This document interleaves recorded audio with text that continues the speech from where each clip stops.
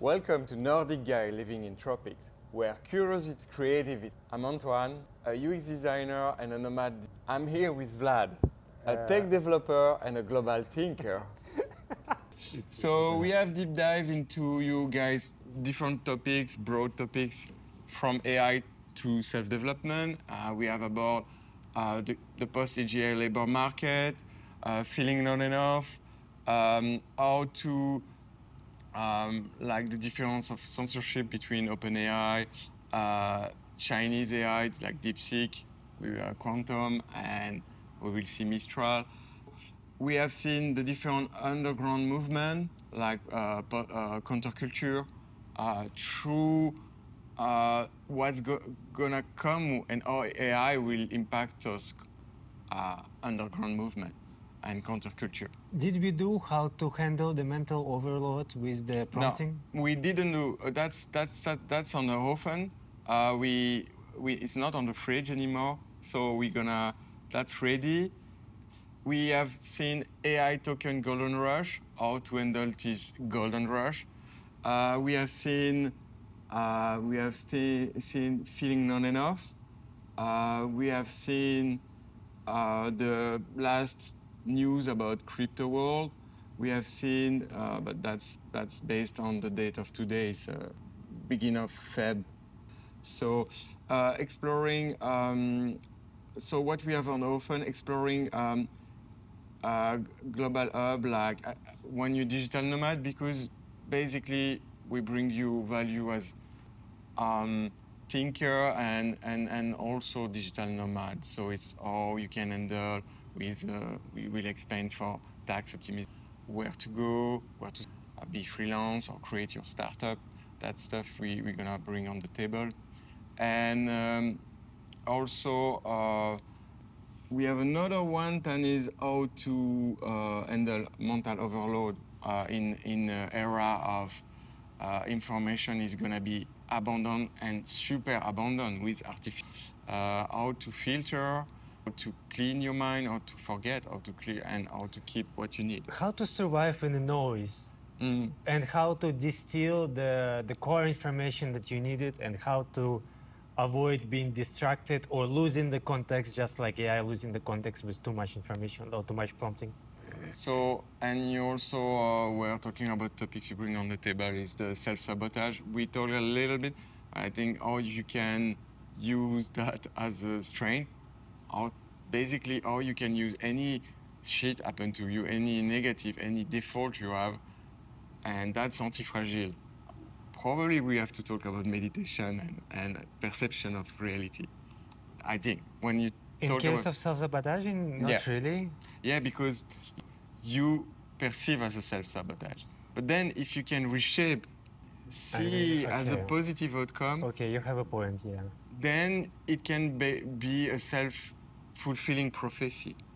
Yeah, but I think this is a good introduction to describe the method behind it, like what it's supposed to, what is the core method behind it, and then how it can be applied for the self-sabotaging, right? Reshape self-sabotage, reshape your perception of what you feel, what you're doing, in a way that it become a positive outcome, self-prophecy. That's our friend. Hey, baby. Hello. Good morning. We all do it, but what is self-sabotage isn't actually a bad thing? You mean, what if we can flip it, make it work for us? That's what we're talking about today, how self-sabotage can become a self-fulfilling prophecy, but in a good way. Intro music fades in, then out. Love that shit. Segment 1, what is a self-sabotage? 2 minutes, between 2 minutes to 10 minutes. Really? Yeah, it's too much. You did a good job. Oh, yeah, okay. Check it out. Okay. Can you like make it fucking Bigger. Yeah. And actually, it's better because we look closer now. We have a jungle in the background. Hey Vlad, have you ever feel like you are your worst enemy? What? All the time, man. Exactly, that's exactly what self-sabotage is. No, I haven't finished. Let me finish. Come on. I, s- all the time, man. I start something uh, and then I sabotage myself before I can even get it completed. Exactly, that's exactly what self-sabotage is. But self-sabotage is actually a bad thing. You mean it isn't actually a bad thing? Exactly, it's what we're gonna talk about today. Is how you can turn self-sabotage as a positive outcome for your life. Because isn't it actually a good thing? Uh, you mean you mean what if we can flip it and work for us? Hmm? Really need to find something that can edit for us. Okay, okay. We do theater style. You already. Yeah. No, it's here. It's like you. Finished it? Yes, yes. This is your line. That's what we're talking about today. How self-sabotage can become self-fulfilling. Hey, I already tell that. We are here. Ah, okay, okay. You have okay. to do this line. Okay. Okay. Self-sabotage is when you do things that stop your own progress even though you want success. Let's define what it is. So it's when you do things that self-sabotage is when you do your own thing and at the same time stop yourself from making progress on it. Even though you won't complete it or you won't succeed it with the plan. Like things like procrastination, when you're supposed to do something and then you don't do, or when you're supposed to see that friend and it's really important and it may impact your friendship. Or my favorite. He knows my favorite. It knows. The baby knows that my favorite. You want to start something, and before you even begin, you already convince yourself it's going to fail. You want to start something, but before you even begin, you already convince yourself that it's gonna fall.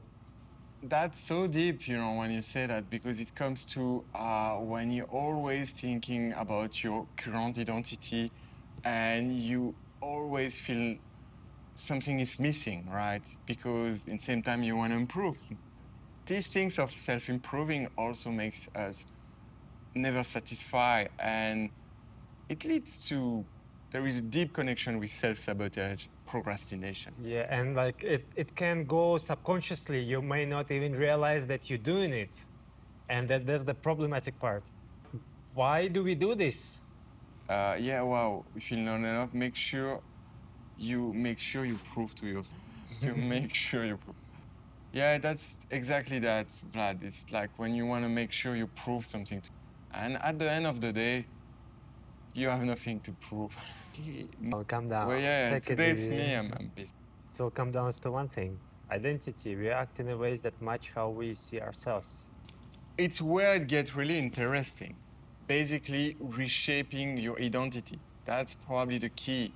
And reshaping your identity leads to reshape your outcome. So I see myself. So I see myself. You mean I see myself as someone who is not successful? So I'll make sure that becomes true.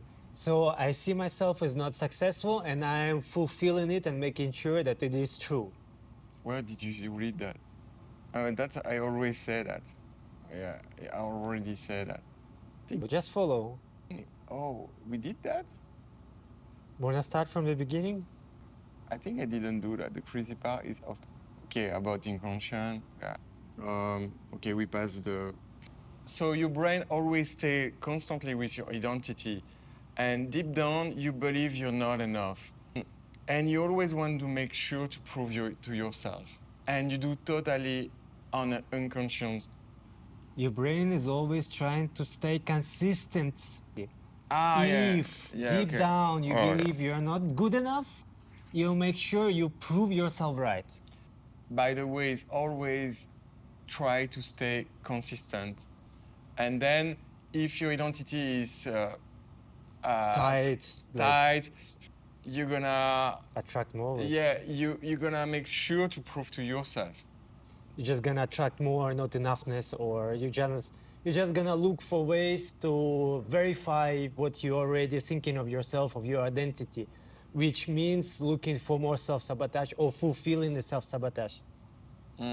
That's messed up, but it makes sense, no? here where it's interesting. If you can shape your identity, you can also reshape the outcome. So that's literally self-sabotage become a self-fulfilling prophecy. Oh. Oh, wow. Okay, let's make it that way. Instead of seeing that's a self-sabotage pattern, what about you can see as a message, as some kind of signal? What do you mean? Then I suppose you can, it's like when you stress. Yeah. I mean, but I just wanted to talk about that. It's like when you stress, I'm now stressed because I have a lot of things to do. I have to go back to Belgium, sell that house. I have a lot of things ongoing, a lot of. So your And brain is telling you something. exactly. By the way, this stress is not necessarily negative. It's just saying, hey, look, you should take action, even small one. I know you're not gonna fix that in one day. You can sell a 300K house in one day. I know, but you have to take action because if not, it's gonna cost you more money and you can have more trouble. So start now to take action. Is what my nervous system is saying because it wants to protect myself. It know with all the data I have in my brain, it know it's a threat to me. And if I don't do anything, then yeah, I may die. So of course, in that kind of situation, you have the fight or flight, but you have also the freeze. And if you don't do anything, look what happened. You get depressed, you freeze. It's better to fight, actually. So let's backtrack a little bit. Mm. What you're saying, the fear, the doubts, these negative feelings that you have, they're actually the signals. They're not inherently good or bad. It's just something that your brain was able to pattern match. Exactly. And if your brain is intelligent enough, it will be able to pattern match and trace it all the way through your downfall if you like allow it to go on. This what releases the anxiety. No, exactly, it's what you mentioned. It's just a signal. It's not bad or good, but through your identity, you will perceive that signal as a bad things or good things. And we can see people with different, we call mindset. They will perceive the same situation as totally different, and some will learn a positive outcome. Some will be destroyed by that situation. You are really shaped by the identity. And these signals you receive when you sort of stepping down of your previous identity, and that's where it's become uncomfortable for your brain. And because the brain needs to spend more energy, the brain now, and maybe even body now, have to adapt to the different realities or the different situation. And it's never comfortable for brain. Good discussion. That's a between what we do when we are in the morning and purely reading the script on the theater level. But theater is good, like just. It's not the theater, it's called acting. People go to school for this. Yeah, sure. Huh? It's a good school. Yeah. Actually, I have a guy in the ice bath. He's Swedish and he's doing acting class and he's a model. He get a lot of job because he looks Swedish, here. and it's cool. I may go with. I mean, it's cool. It's something. Okay. So instead of self-sabotaging. Okay, you are stepping out. You are stepping out of your old identity. Your brain is resisting change. And that means you're actually on the right path. Okay, what's the signal? Yeah, when you feel that kind of signal, you feel uncomfortable. But actually, that means this signal is stepping out of your identity, is challenging your identity. And that means you're totally on a good path. That means, okay, it's uncomfortable. Why? Because your brain wants to save energy. It's the way we shape, right? We design. So you have just to understand those mechanisms to know that actually what you feel as bad is maybe a good thing for you. So you mean instead of fighting the self-sabotage, I would actually should listen to it? Exactly. It has value for your life. So and then we're supposed to redirect it somehow. And then you can redirect it. I'll give you some examples. Self-sabotage. Stop and ask.